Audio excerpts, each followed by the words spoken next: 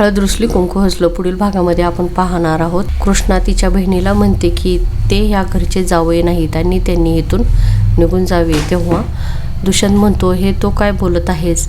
मी इथून कुठेही जाणार नाही, कारण आपण देवाच्या साक्षीने दोघांनी एकत्र लग्न केलं आहे आणि ते पण 7 जन्मासाठी आपण एकत्रच राहायचं आहे। आणि जोपर्यंत तू तुझ्या मर्जीनं घरी येत नाहीस तोपर्यंत मी इथून कुठेही जाणार नाही आणि मी इथेच बसणार। इकडे दुष्यंतला पूजाचा व्हिडिओ कॉल येतो। तेव्हा दुष्यंत पूजाला म्हणतो की मी तुझी तब्येत बरी नव्हती, तू आजारी होती म्हणून मी तुला घरी आणलं होतं, माझं तुझ्यावर प्रेम नाही। हे दुष्यंतचं बोलणं कृष्णा आणि तिची बहीण ऐकत असते। इकडे आपण पाहतो बाळजाबाई पूजाला आणि तिच्या आईला म्हणते की काही झालं तरी ते दोघं जण एका छताखाली एकत्र राहू द्यायचे नाहीत, नाहीतर ते दोघं जण कधीही एकत्र येऊ शकतात। इकडे दुष्यंत कृष्णाच्या अंगावर नकली इंचू ठेवतो।